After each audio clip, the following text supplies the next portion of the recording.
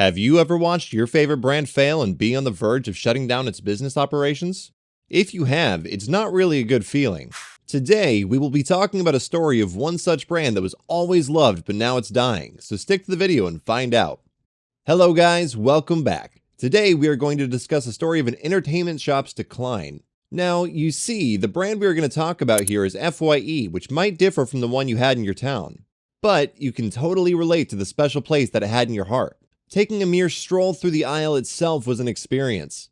Today, however, all these entertainment shops are dying. What's happening to them? Let's talk. So there's no doubt that physical entertainment stores today face a serious downturn in their business, which is not something that you cannot come to understand what happened to them.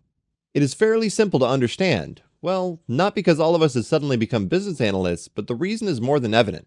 Physical stores are dying because the business of selling entertainment in physical stores is long dead. It might sound like a very depressing start to the video, but when you consider the reason for their slump, you see there is nothing one can do about it. F.Y.E, started back in 2001 with only 14 branches, grew to over 600 stores in just 1 year. However, it wasn't the first brand that sold music, tapes, DVDs, and records in a mall. In fact, F.Y.E hit the market quite late, so time for a history lesson first. It all started with Bob Higgins, who for the most part has been a great name in the entertainment industry.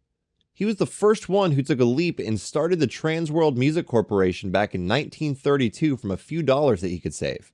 Transworld Music Corporation wasn't only selling entertainment products in the physical stores, but it had a fair standing in the production industry as well. Even today, it holds a great name in the film industry. However, Higgins, under the parent company Transworld Music Corporation, started the business of selling records in the malls. The first shop he opened was named Record Town. Well, quite straightforward. After a while, when he used the same business name to sell other items like tapes, which had become a trend by then, it didn't go very successful. So what he did was he opened another shop with the name Tapes World, where he used to sell tapes. All the businesses he did under the banner of his company Transworld always operated sort of in a gray area, where they first boomed and afterward, due to one reason or another, saw a recession, though he understood what the reason behind it was. Can you guess it? If not, don't worry, let me explain.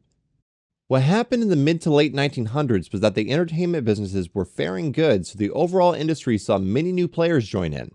Moreover, as the businesses kept entering the market, soon it was more sellers and fewer buyers. Bob understood this, and one after another, he went on buying the individual businesses. Eventually, he made a mess out of it.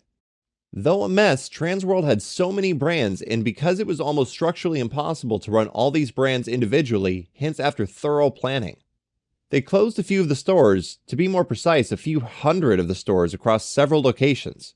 By now, Transworld Music Corporation had already changed to Transworld Entertainment, and it was the biggest entertainment business. You must give it to Bob, who surely had the strong business acumen to run a production and a distribution business side by side.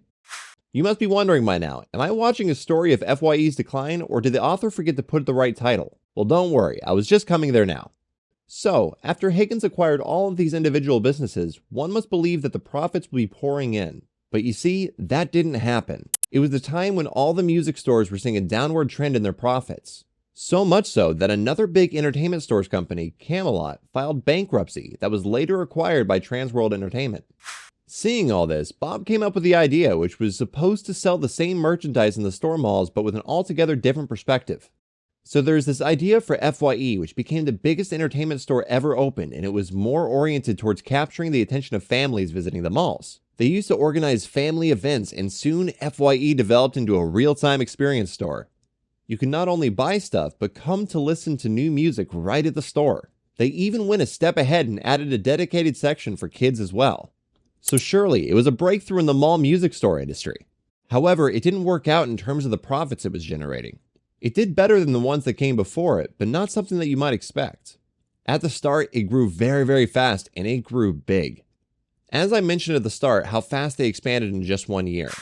This time, not only the sizes of stores were big, now there were standalone shops and small shops, all of which were added to the portfolio following a business model that was designed to cater to the needs of their customers. Those who want a complete and great experience can come and visit their stores. Others who just want a DVD to play in their car can simply get it from a small stall around the corner coffee shop. They were so committed to providing convenience and services to their customers that they put their inventory and merchandise over their website as well. Basically, they did everything and tried every opportunity that they possibly could. However, it never worked out. So, what went wrong? Believe me, nothing went wrong. It was just not the right time for this sort of business. Internet was there by now, and people were shifting to digital platforms. Online streaming services became a new norm. One could easily search for and download a movie from the internet. It was all very easy and seamless to do. This is what brought down FYE, as with each passing day, the internet was becoming mainstream, and with the increasing number of possibilities for entertainment that was present online became a go-to for every entertainment lover. Even today, if you ask me if I would like to visit an entertainment store, my answer would be yes. But shopping there is another thing, because any day I would prefer watching a movie over on Netflix and listening to songs on Spotify than restricting myself to the limit of a DVD or tape. So, I guess that explains why. However, that's not all for FYE. 3 years before Bob died, he retired and a new CEO took over FYE. This new guy had different plans on how to run this music store. Instead of making it a retail store for new items, he turned into a nostalgia entertainment store. They started selling records, vinyl, and pop culture music items. The store saw some big sales coming in, and all these new sales and customers were for the items the new CEO guy thought that people would buy. True though, still, how many people do you see around who want to buy this nostalgic stuff? No doubt about the sentimental value that they carry, but who has time for it anyways? This wasn't the only thing different about the new FYE stores. The logo was changed from the old blue one to a new one with 3 letters separately placed in orange circles, and the ambience and overall in-house style of the stores were also changed. Hence, it's wrong to say that besides the name, everything else was changed. Still, this didn't really work out for FYE. And now we are hearing that it has been acquired by Sunrise Records, another music company that is committed to running FYE with a completely new and different business model. Let's hope it works for them, because the value these entertainment stores carry is certainly something that digital media cannot replace. It's a bet that no one can answer certainly. For one, we don't know what business model Sunrise Records is going to come up with for FYE. But we are certain that the reason which causes decline is the digital media. It's still and is here to stay. Do let me know about your feedback in the comment section, what your memories are with FYE, or for that matter, any entertainment store. On that note, I'll end the video here. I hope you like it, and if you did, please hit the thumbs up to let us know. And if you haven't done so already, do hit the subscribe button and turn on the notification bell as well.